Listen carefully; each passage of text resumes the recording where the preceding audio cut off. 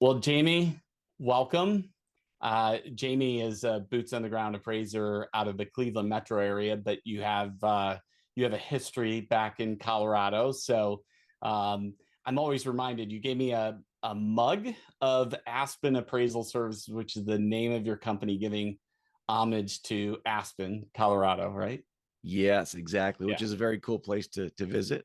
For those that may be confused, it says Cleveland Appraisal Blog behind you, um, which is why we're talking today. So there's a lot of downward pressure, Jamie, for appraisers to start providing more support and commentary. I should say commentary support for adjustments applied in an appraisal report, even for the form-driven reports. And of course, appraisers feel like, hey, you're asking for my work file, or you're asking for a narrative response, et cetera. And while we've tried to overcome some of these challenges, it's not specific to us. Certainly, I hear from other chief appraisers, it's not specific to any one client and or a secondary market investor for that matter. It's Fannie, Freddie, FHA, VA. But in researching this topic to try to provide more information, guess whose blog I came across?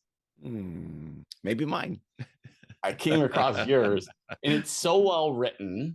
And for those of you that aren't familiar with Jamie's blog, I would check it out. I'll provide the link in the description below to Jamie's blog. But when I was reading through this particular one, and I know I read through it before, I can't remember when you wrote it, like 2018 or something like that. It's Yeah, been a while. 2019. Yeah, it's hard to believe. 2019. I will tell you, Jamie, one of the things that stuck out to me was I don't want to say oversimplification, but you gave a very simple perspective on the adjustment process, which I thought was kind of cool for people that aren't familiar with appraisal. Maybe it's just a homeowner, but I thought even as an appraiser, if you're a new appraiser like my daughter who's a trainee, that analogy could be helpful. Can you describe it? Yeah, and the article and the way I look at adjustments is that we're really just trying to make the comparable sales balance out so that they're equal or fairly equal to the subject property.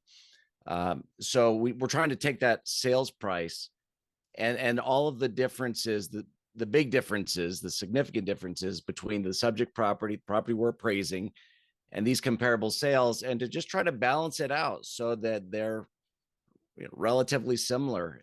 So that's what the adjustments do, is they really incrementally make those comparable sales more equal to the subject property. So that I view it like a scale. Once you hit balance, that's good.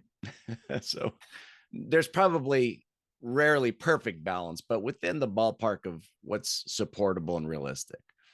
I don't know, Jamie, but maybe you receive the same kind of requests. I'm interested if you do receive requests for commentary for support for your adjustment, and how you deal with that. Truthfully, in the 20, well, I got licensed in 2000, been full-time appraising. I think just a couple of times I've been asked by a lender to support my adjustments. And it was easy because I had it in my work file. I sent it to them. They said, that's great. Hold on. One was, oh, go ahead. You didn't send your whole work file though, right? No, I just sent them that part of it that supported the adjustment. In fact, one of them was back in 2020. I was doing an appraisal for a bank, and prices were appreciating it. I forget what it was now. It was double digits. It was significant.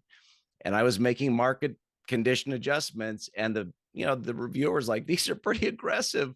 Are you sure that's right? So I sent him all the data, trend line, and he looked at it and he said, okay. I can only think of one other time that I've been asked to support my adjustments. Never been a problem. Maybe it's fair to say that you already do that in your reports. Oh, yeah. Yeah. In my reports, I always describe the adjustment method I used, or the method I used to support my adjustments. But it doesn't matter whether it's for a lender or an attorney or even a homeowner. I put the method that I used. And usually when I'm doing legal work, I'll I'll put exactly, the price per square foot. I'll just spell it all out. So there's no question. Wow, I got to write a narrative report, or the reason I asked you the question is I got to turn over my whole work file, which I've seen that commentary online and in social media as well.